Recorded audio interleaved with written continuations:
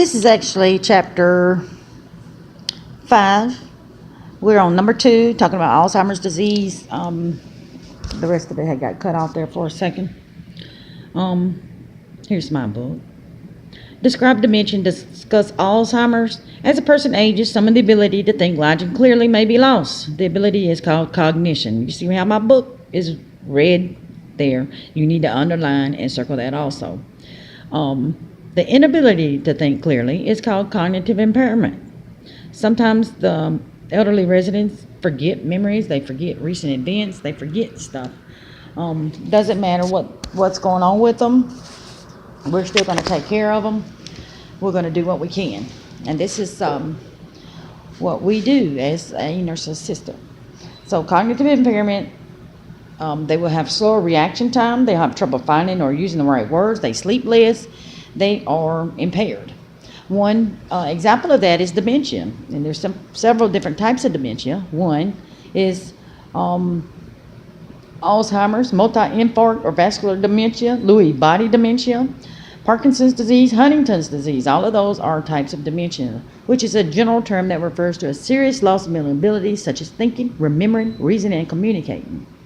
As it advances, these losses make it hard for them to perform their daily activities of living, such as eating, bathing, dressing, and toileting. They're the ones who doesn't remember what a toothbrush is. Maybe they want to write with the toothbrush. Maybe they're the ones, and I always this is not funny, but this is something to watch for.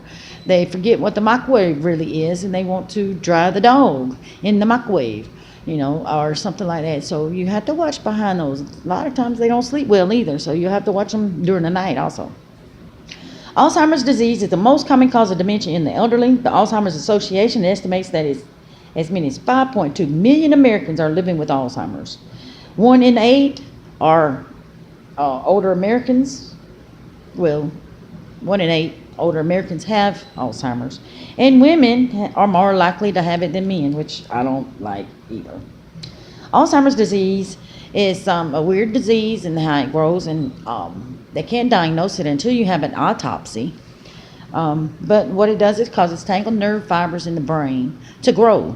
And it depends on where it starts growing is where it starts affecting. So these people may remember their name, but they can't remember how to, as I said, use a toothbrush. Some folks, like this lady in the picture on figure 5.2, maybe she remembers to play the piano, but she has no idea her name. She don't know her daughter's name, but the one thing she remembers is that piano, or all those different kind of things. Sometimes it comes and goes. They'll remember one day, they'll forget the next. Hopefully, it's a terrible thing to watch. Your feelings get hurt when people you love don't remember you. But it really depends on where that starts in the brain as to what is going to be affected. And different people are going to be different at different times. Sometimes skills that a person had that they've used all their life, maybe they'll keep that up, even down to that instrument, that piano she's playing. It is important for NAs to encourage independence, regardless of the signs a person is showing with their ADLs or with their AD, with their Alzheimer's. We're going to help them as much as we can, but we're going to still allow them to do as much as they can. We're coming behind them, make sure they're straightened up, making sure they're doing, but I actually let them do, because if they don't use it, they're losing. I'll say that 1,000 times, but that is the truth. Having residents to do as much possible for themselves may even help slow the disease. They believe if you get them thinking, if you get them moving, it can help slow Alzheimer's. These attitudes can help you. Do not take things personally. Be empathetic. Work with the symptoms. Sometimes they see and hear things and you can't get that over that. But you say, okay, if you think it's 1965, they're hallucinating, or they're just imagining, they just know it's 1965, you say, that's fine, let's go take a bath. Let's go, okay, fine, you still got to eat breakfast though. Aren't you hungry? Make sure to still try to take care of them, even though they may be stuck wherever they're at. Beware of difficulties associated with it. Sometimes it is very taxing, because you're going to follow them around to make sure they're not doing anything that they don't really mean to do. List strategies for better communication with residents with AD. Communication with the resident may be helped if you do this. If you always approach from the front, and that's everybody. Don't startle them. That continues to be everybody, even your AD patients, which is Alzheimer's disease. Communication in a calm area with a calm background. Always identify yourself and use their name so maybe they can remember what their name is. Speak slowly using a lower tone of voice. Repeat yourself over and over if you have to until they get it. Sometimes they still won't. Maybe you can use gestures, pictures. That page 84 is a wonderful picture to use. Break complex tasks into smaller ones. Make complex tasks easy by giving them one step at a time. You'll have a question that says something about multiple steps at a time. That is not the answer. You want one step at a time. If the resident is frightened or anxious, try to keep the resident calm. Speak slowly in a calm voice. Try to see and hear what they're thinking. They're scared of something. They're anxious of something, and try to understand and then go from there. And maybe you can help calm them down. Make sure you check the body language. Sometimes they want to fight or hit, so stay out of reach. If the resident forgets or shows memory loss, you can repeat yourself over and over. Sometimes they don't understand what one word means. Just use another word. Do you want to take a nap? Do you want to lay down? Do you want to rest? All of those mean the same things, but maybe one of them would jog their memory as to what it means. Sometimes they are preservating. All preservating is the patient going over and over, saying the same thing over and over. And you want to answer that question the same answer each time. Sometimes you can distract them to do something else. If it's harming or detrimental to them or it's upsetting them, you definitely want to try to redirect them into something else. And I find food redirects them a lot. I mean, if anything, give them some popcorn. If they can eat popcorn, you have to ask that question too. And distract them. Break complex tasks down into one step at a time. If the resident has trouble finding words, suggest a word. Like I do it here in class. I lose a word, just give me a word suggestion. And that's the same thing. Except they do it a lot more often. And they'll come out with it. If they seem not to understand basic instructions, again, repeat yourself. Repeat what you're saying so they can try to understand. Know the communication methods that are effective. Maybe they're good at pointing at the card sheet where they can't do anything else. Maybe they can't gesture it out, or maybe they can't tell you, but they can point at the card. Watch for nonverbal cues as the ability to talk declines. Sometimes you just have to observe their body language when they can't talk any longer. Use signs, pictures, and gestures or written words. Again, that picture card is a wonderful thing in how to communicate if they don't understand basic communication skills. If a resident wants to say something but cannot, ask them to point it out, gesture it. Maybe they just literally physically can't. But if they can get it out and it, you try your best to figure out what your patient wants. If the resident does not remember how to perform basic tasks, again, what have we been saying? Break each into simple one steps, such as let's go for a walk, stand up, put on your sweater, first the right arm. If you can hold up a sweater and ask them, with a question mark look on your face, would you like a sweater? It's cold outside. You can show yourself those gestures or show them. If the resident insists on doing something that they're not, do not say don't do that. You try to redirect them, ask them would they like to look at something else, but you do not say don't. That's kind of childish, or how you would treat a child, and you don't want to do that. If they're hallucinating, number one, do not say you're hallucinating too. You do not see Michael Jackson. You do not hear him. You do not see that spider on the wall. You just don't agree with that, but they may be there where they're scared. Maybe they want to see Michael Jackson, but you tell them, I don't know, Michael Jackson is not there. But if they insist, you just have to say, okay, Michael Jackson's there, so he's going to watch us eat today. He's going to watch you do your beating today, so you can, keep your mind focused. But or redirect them. They're very easily redirected. Just because they will forget easy. So, especially if it's scaring them, redirect them to something better. If the resident is depressed or lonely, the NA should always take time one-on-one to talk to your resident. If they show any sign of depression, tell the nurse. If the resident repeatedly asks to go home, Talk to the patient about going home. Talk to them about how home is. A lot of times, again, you make them distract them. You make them get it forgiven or forgetting. Redirect or guide the conversation to another thought. Expect that the resident may continue to ask to go home, and be patient and gentle, because sometimes they just are stuck there. They want to go home. They want to go home. They want to go home. Where is my daughter? She's coming to pick me up. Maybe daughter's been passed for 2 years. Just know that might happen also. Be patient. If a resident is verbally abusive, always redirect their attention. Don't you be cussing back to them. Don't be telling them you're going to beat them up.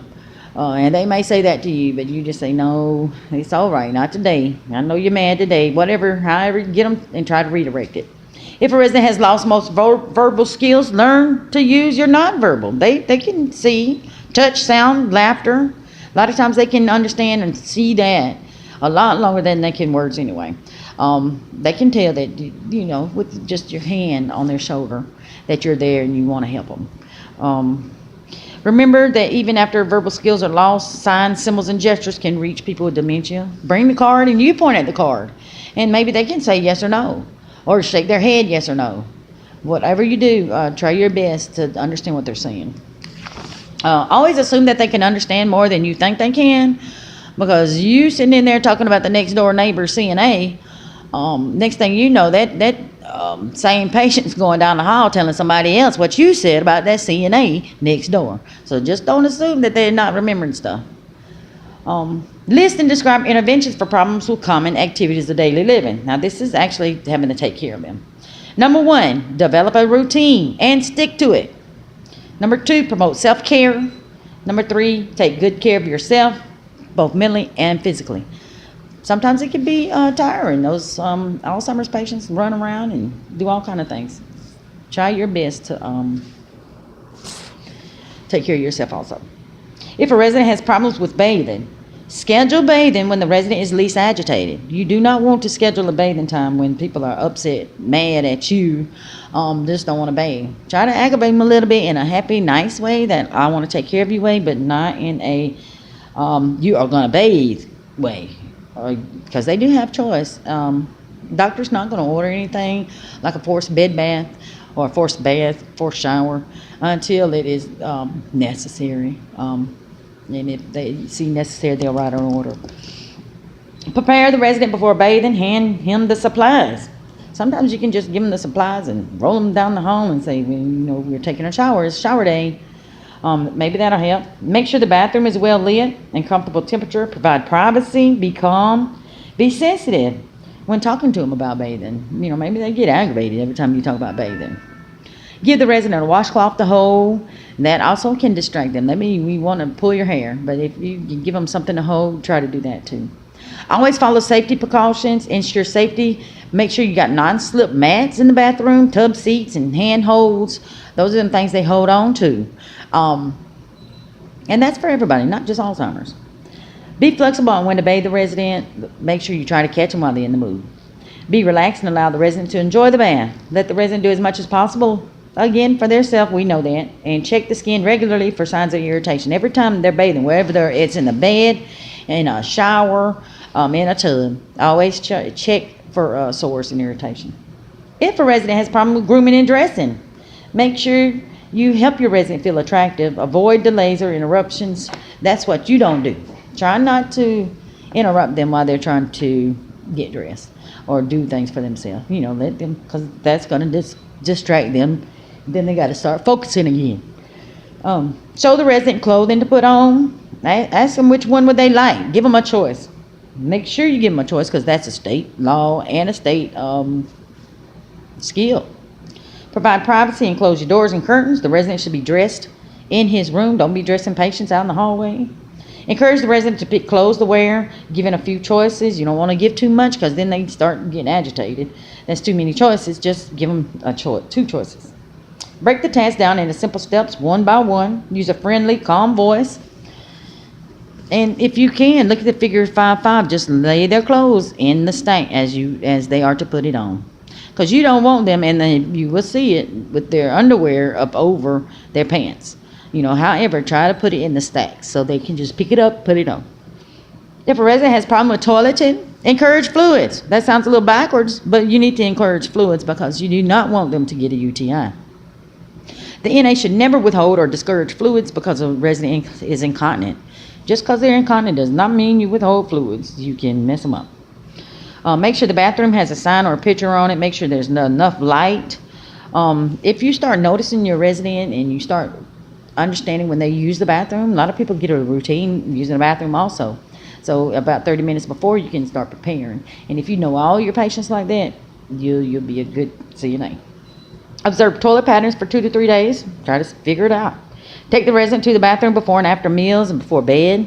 That's when a lot of people do use the bathroom. And I always say after medication pass, 30 to 45 minutes, especially if they're blood pressure meds, they're going to be urinating not too long after that.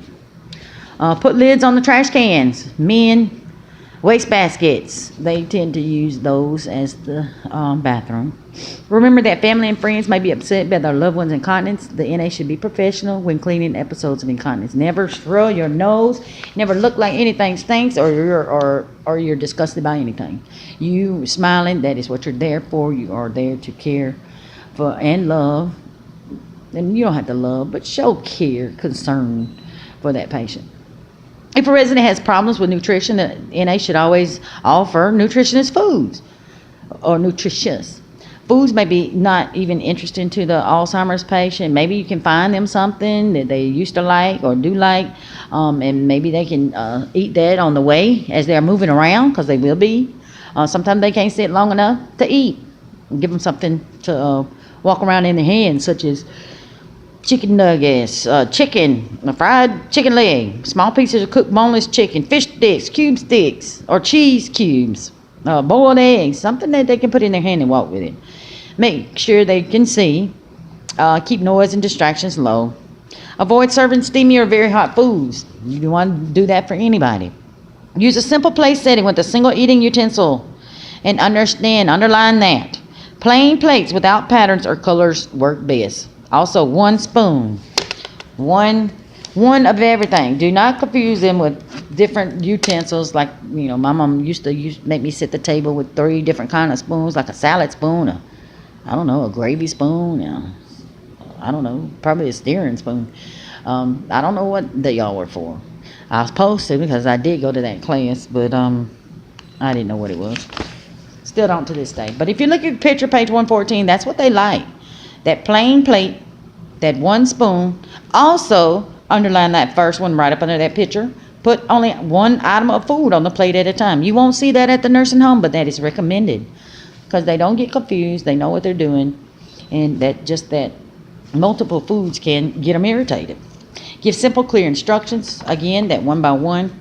Let them taste it first before you give them too much on their spoon. That's anybody. Guide the patient through the meal. Make sure you offer drinks of water, juice, and other fluids. Same with all your patients. Use adaptive equipment such as special spoons and bowls. Again, a lot of this is with the same patient. You're just focusing on different things with your Alzheimer's. Feed the residents slowly. Make mealtime simple. Make them relax. Seat the residents together if you can. Observe and report eating and swallowing problems. In addition, the NA should use the following to care for the residents. Prevent infections and to follow standard precautions. You're going to have to do that with everybody. Observe the residents' physical health and report any potential problems. Let the nurse know when you see things going down.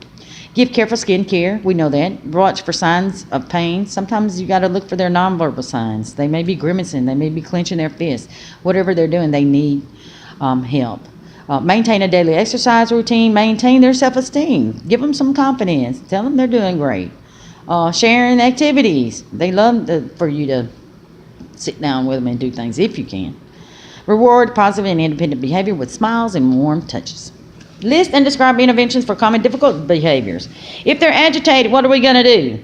Most of the time, an agitation or any kind of weird thing that they're doing that is not normal for them, some kind of trigger happened to make it happen.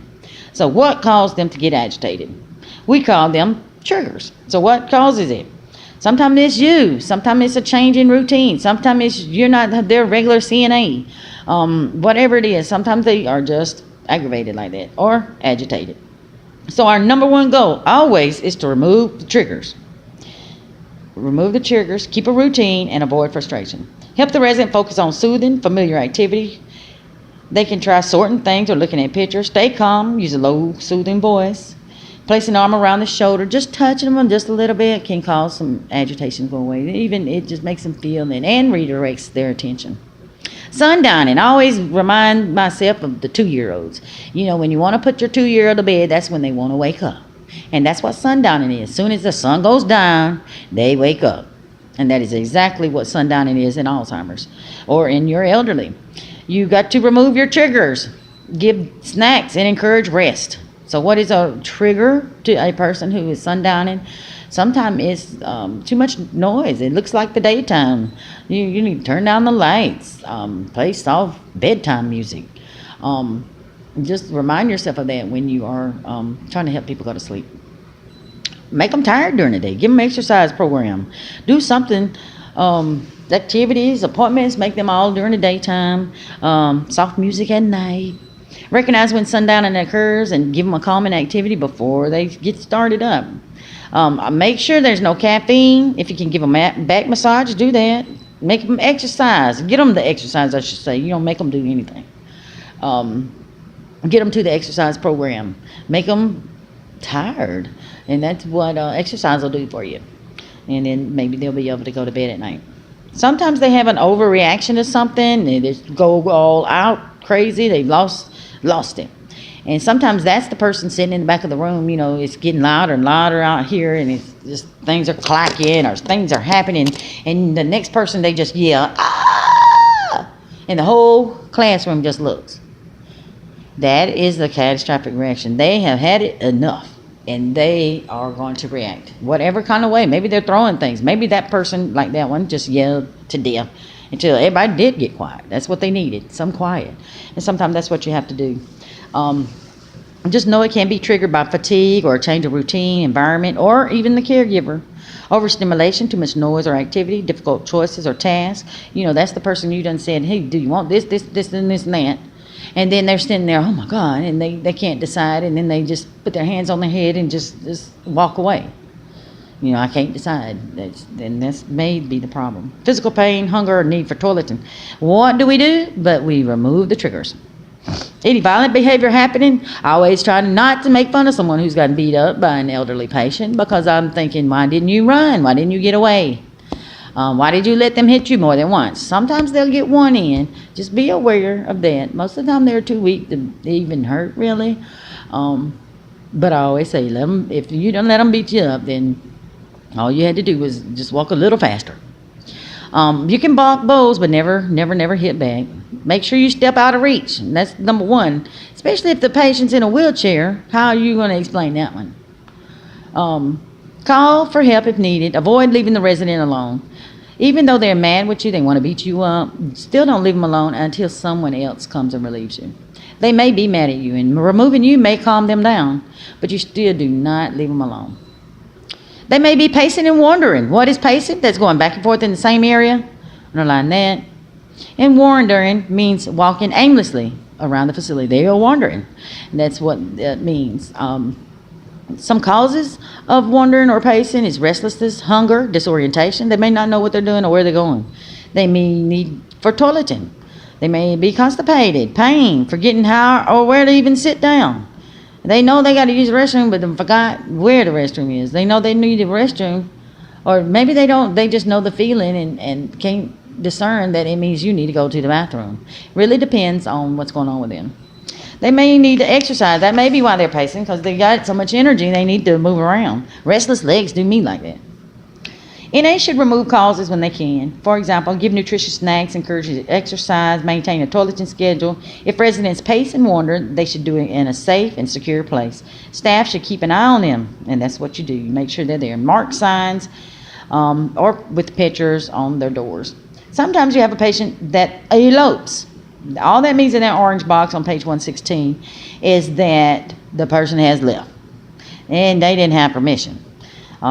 What we do as a CNA, we follow them, keep our eyes on them, and try to report back to get them back to where they need to be. Anytime you find a patient missing, you need to notify the nurse. Hallucinations are delusions. Know first what a hallucination is. A resident who sees, hears, smells, tastes, or feels something is hallucinating. A resident who believes things that are not true is delusion. So how do you describe that? Now, I always use Michael Jackson. So do you see Michael Jackson standing in that corner? You see him waving? You smell him? You hear what he said to me? That is a hallucination. A delusion is different, saying, okay, I believe I'm Michael Jackson. I believe I'm Michael Jackson's wife. Those are not part of your senses, though that's a belief that you done came up with in your head. So that's the difference in a hallucination that you can see, smell, taste. That is a hallucination. A delusion is the belief that something is happening, or the belief that you are somebody you're not. All of that is the difference. I always try to redirect their attention. If they're depressed, don't let them eat alone. Try to give them some company, even though they really probably don't want. And I don't mean want, but they don't ask for company. They may want company. They may be feeling all kind of things. They may have loss of independence. They feel that way. They feel that they've lost their independence, inability to cope, feelings of failure, fear, reality of facing a progressive, incurable illness. Somebody just told you you got Alzheimer's, and every once in a while you remember that. And that scares them, because then they be like, well, what happened the rest of the day? You don't remember nothing. And it happens. If a resident is depressed, report signs to the nurse. Encourage independent self-care and activity. The more they can do for themselves, the more they feel in power of themselves. Talk about moods and feelings if the resident wants to. Be a good listener. Sometimes they just want to talk. What is preservation or repetitive phrasing? We actually touched on it a minute ago. What do you do? Preservation is a resident who repeats a word, phrase, or question or activity over and over. They call that preservating. Repeating a word or phrase is also called repetitive phrasing. So however they do it, a lot of times they would just say, and I always come up with this one, what time is it? What time is it? They go to everybody and ask, what time is it? That is that preservation. Or repetitive phrasing there also. Make sure you answer the question at the same time, same thing each time, whatever it is. If they're disruptive, find out what triggered them. Why are they slamming doors, banging on furniture? Why are they doing that? When the behavior occurs, the NA should gain the resident's attention. She should be calm and friendly and trying to find out what caused the behavior. If it's a physical reason, such as pain or discomfort, let's take care of that. But try to get them to talk to you. If a resident is being disruptive, gently direct the resident to a private area. Notice and praise improvements. When you see they're not being mean or hateful today, let them know, you are so nice today, and I'm glad to have you. I'm glad to be working with you. Maybe you should say that every day, but this day you mean it, especially when it's a good day. Tell the resident about any changes in schedules, routines, environment in advance, because they will get disruptive. They just don't like changes. Encourage residents to join in independent activities, and that's the same thing. Get them to do for themselves. Inappropriate social behavior. Sometimes they may be cursing, name-calling, other behavior. As with violent or disruptive behavior, there's many reasons why that may be happening. They may only be reacting to frustration or stress. Try to find out what caused the behavior. Sometimes it's just too much noise, too many people, too much stress, pain, discomfort. What your main goal is to redirect him or try to get him to a private area. The NA should respond positively to any appropriate behavior. When they're doing right, give them a hug, do something that they feel rewarded for being better. Inappropriate sexual behavior, inappropriate such as removing clothes, touching one's own genitals, or trying to touch others.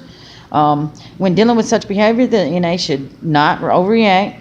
Make sure you'll be sensitive to the matter, especially anybody that has been a victim of that.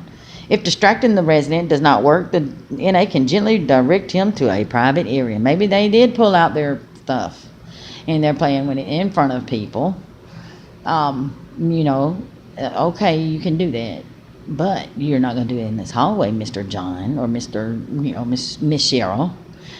Go to your room and do it in your room. And that's how it'd be even in the real world. People can't just play with themselves in front of people, even though it's theirs. You just can't do that. And direct them to another place. Pillaging and hoarding. Pillaging is taking things that belong to someone else.